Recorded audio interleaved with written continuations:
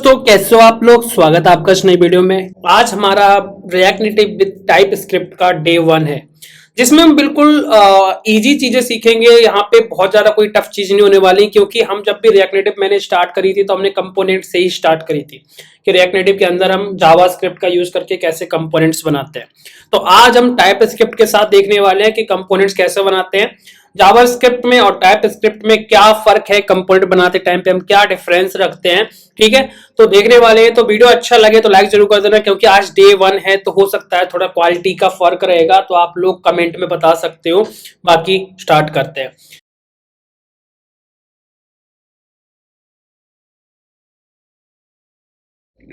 सबसे पहले यहाँ पे आप देख सकते हो कि यहाँ पे मैंने एक TSX के साथ मैंने एक कंपोनेंट बना रखा है, एक फाइल बना रखी है, जिसको मैंने बोला है कि ये एक फंक्शनल कंपोनेंट है रिएक्ट नेटिव के अंदर, ठीक है। बट अभी ये बिल्कुल कॉमन है, इसके अंदर कोई भी टाइप स्क्रिप्ट का कुछ भी एक सिंगल सिंटैक्स नहीं लिखा हुआ है, क्योंकि ये बेसिकली जावा स्क्रिप्ट का ही सब कुछ होता है। बट हम क्या करते हैं, टाइप स्क्रिप्ट के अंदर हम एक्स्ट्रा रेस्ट्रिक्शंस बोल सकते हो टाइप ऐड कर देते हैं, या फिर थोड़ा सा स्ट्रिक्ट मोड में जाते हैं, जहां पे हम वेरिएबल्स को या पैरामीटर्स को या फिर रेफरेंसेस को या स्टेट्स को, ऐसी बहुत सारी चीजें होती हैं जिन्हें हम उनके टाइप के बिना नहीं रखते हैं। हमें उनके टाइप डिसाइड करने होते हैं। जैसे कोई भी अगर वेरिएबल ले रहे हो तो उसका टाइप क्या है, किस तरीके की वैल्यू उसमें आप डालने वाले हो, या फिर कोई भी रेफरेंस है तो वो किस पर्टिकुलर कंपोनेंट का रेफरेंस है, ठीक है। आप प्रॉप ले रहे हो तो प्रॉप में जो चीजें हैं वो किस तरीके की हैं, ये सारी चीजें हमें देनी होती हैं। तो यहाँ पे हम क्या करते हैं, दो कंपोनेंट बना के देखते हैं, क्योंकि आज के इस वीडियो में हम कंपोनेंट्स को कवर करने वाले हैं। तो यहाँ पे मैं आपको class component and functional component दोनों बना के दिखाऊंगा। तो इस कंपोनेंट के अंदर हम बेसिकली उसको कॉल करेंगे दोनों कंपोनेंट्स को। तो यहाँ पे मैं एक नई फाइल क्रिएट करता हूं, जिसका मैं नाम रख लेता हूं क्लास कॉम्प, ओके .tsx।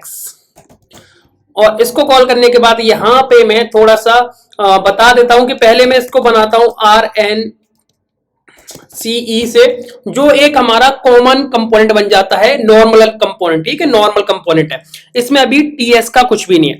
अब इसको हम कन्वर्ट कैसे करते हैं TS में, आपको इस चीज से हेल्प क्या मिलेगी वो बताता हूं। कि आप पहले से बहुत सारे प्रोजेक्ट ऐसे होते हैं जो मान लो पुराने प्रोजेक्ट चल रही, फिर जीएस में, और आपको बोलेगा टीएस में कन्वर्ट करना है, तो उन सारी चीजों को कन्वर्ट कर सकते हो। इसलिए मैं यहाँ पे कन्वर्ट करके भी दिखा रहा हूँ, बाकी आप बना भी सकते हो, ठीक है। तो यहाँ पे हमने एक कंपोनेंट बनाया है जो जावा स्क्रिप्ट के साथ में। अब इसको टीएस में कन्वर्ट करने के लिए हमें दो चीजें चाहिए होती है। क्लास कंपोनेंट की बात कर रहे हैं कि यहाँ का जो कंपोनेंट होता है बेसिकली ये दो चीजें लेता है, प्रॉप्स, ओके।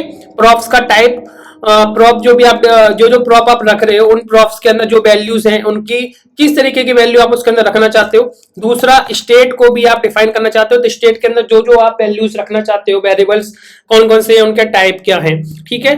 तो यहाँ पे देखो, अभी हमने कंपोनेंट लिया है। इस कंपोनेंट को अगर हमें करना है टाइप स्क्रिप्ट में कन्वर्ट करना है, तो यहाँ पे मैं इस तरीके से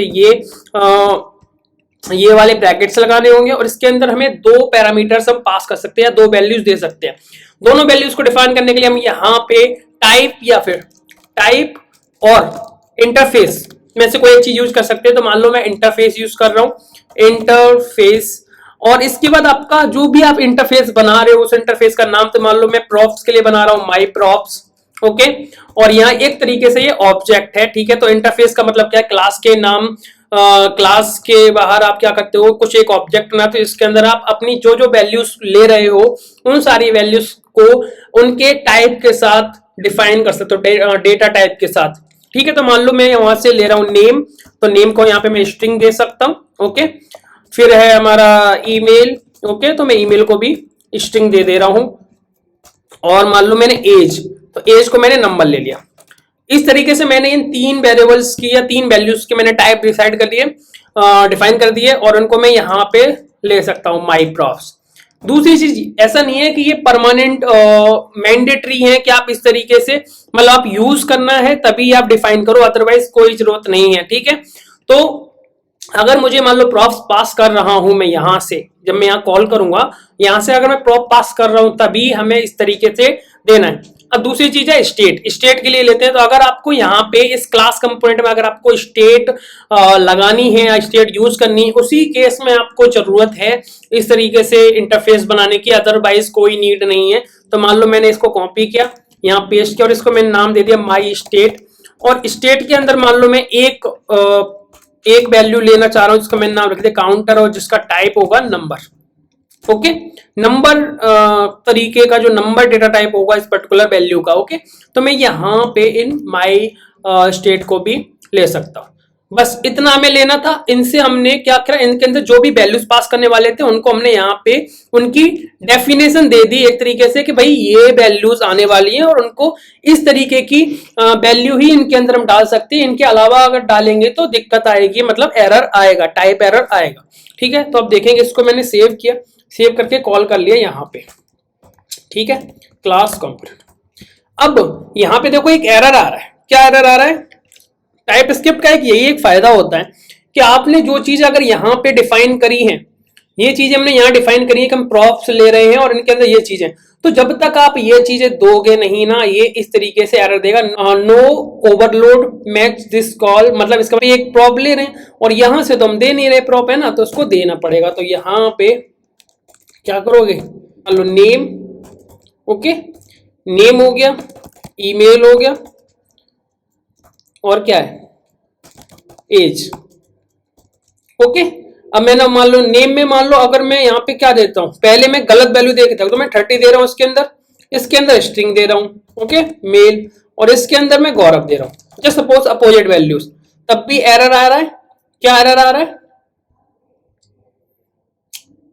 ये देखो,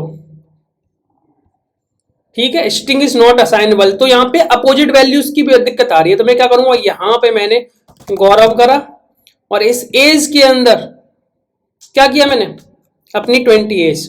अब कोई एरर नहीं आ रहा, क्यों? क्योंकि देखो टाइप स्क्रिप्ट का भाई फायदा ही यही है कि आप जिस तरीके की वैल्यूज यहां लेना चाहते हो आपने डिफाइन कर दी। अब आपको ऐसा नहीं है कि आपने डिफाइन करी स्ट्रिंग और नंबर आप देना चाहते हो उनका अपोजिट, तो ये एरर दे देगा। अब ये एरर रन टाइम से पहले ही देखो हमें बता रहा है ना, तो अगर ये एरर पहले ही बता रहा है तो ऐसी गलतियां होने के चांसेस कितने रह जाते हैं, ना के बराबर। इसीलिए टाइप स्क्रिप्ट को हम यूज करते हैं जिससे गलतियां, बग्स बहुत कम हो जाते हैं। तो ये देखो, अब यहाँ पे मैंने सेव कर लिया, और सेव करने के बाद कहां पे, कहीं पे कोई गड़बड़ हुई है, प्रॉप्स स्टेट, अच्छा ये नीचे का हटाना पड़ेगा। ठीक है, इसको मैंने सेव कर लिया। अब देखो यहाँ पे मैं क्या करूंगा, जो भी मेरे प्रॉप्स के अंदर वैल्यूज आ रही है उनको मुझे निकालना है ना, तो मैं क्या करूंगा, यहाँ पे this dot props dot name, Gaurav दिख रहा है। ठीक है, मान लो और भी मैं कुछ निकालना चाहूं तो मैं क्या करूंगा, यहाँ पे this dot props dot email. तो इस तरीके से हम ईमेल, अच्छा मैंने यहाँ पे कुछ गलत वैल्यू पास कर दी यहाँ पे, ठीक है, gaurav@gmail.com, कूल, गलत वैल्यू है इसलिए। ठीक है, तो यहाँ पे इस तरीके से हम इसको क्या कर, इसको रेस्ट्रिक्ट कर रहे हैं अपनी वैल्यूज पे, जिससे हमारी कोई गलत तरीके की वैल्यू किसी गलत तरीके के टाइप में, डेटा टाइप में ना आ सके, है ना। कोई गलत तरीके, जैसे मान लो मैं बूलियन यूज कर रहा हूं, मैं पास स्ट्रिंग कर रहा हूं, तो ये गलती तो लॉजिकल अगर देखो तो बड़ी गलती है, इसलिए ऐसी गलती नहीं होंगी। ठीक है, तो ये है बेसिकली हमारा क्लास कंपोनेंट। अब बात करते हैं एक फंक्शनल कंपोनेंट के, तो यहाँ पे एक और फंक्शनल कंपोनेंट बना लेते हैं हम। ठीक है, मतलब एक फंक्शनल कंपोनेंट बना लेते हैं, फंक्शनल कॉम्प डॉट txx। ओके, अब इसको बनाने के लिए सेम चीज के पहले मैं नॉर्मल बना के दिखा रहा हूं। ये हमारा नॉर्मल फंक्शनल कंपोनेंट है, नॉर्मल बिल्कुल, है ना, जिसमें कोई टीएस की बात नहीं कर रहे, बस हमारा जो फाइल का एक्सटेंशन है वो है tsx। अब इसको अगर मुझे टाइप स्क्रिप्ट में कन्वर्ट करना है, मतलब अकॉर्डिंग टू टाइप स्क्रिप्ट लिखना है रूल्स के हिसाब से, तो यह क्या कर सकते हैं, देखो पहला रूल तो ये कि आप ये जो लिखने का तरीका है सेम रखो, बस हमें इसमें प्रॉप्स के लिए टाइप ऐड करने होंगे, इंटरफेस ऐड करना होगा। कैसे, देखो यहां पे भी मैं सेम चीज करता हूं, ये जो इंटरफेस बनाया मैंने माई प्रॉप्स का, ये हम यहां पे भी यूज कर सकते हैं, नेम, ईमेल, एज। ओके, और इसको यूज कैसे करना है, दो तरीके से। एक तो यहां पे क्या करो, प्रॉप्स के बाद कॉलन और उसके बाद माई प्रॉप्स पास कर दिया, पहला तरीका ये है। तो यहां पे क्या करोगे आप, जो भी आप वैल्यू निकाल रहे हो, प्रॉप्स डॉट नेम। ओके, तो इसे मैं अगर कॉल करूं यहाँ पे, मान लो मैं यहाँ पे कॉल कर रहा हूँ सेम चीज को, कॉपी एंड पेस्ट, और यहाँ पे मैं क्या करूंगा, फंक्शनल कंपोनेंट। तो यहाँ देखो गौरव आ रहा है नीचे वाले में, ओके, नीचे वाले में गौरव आ रहा है फंक्शनल कंपोनेंट में ही।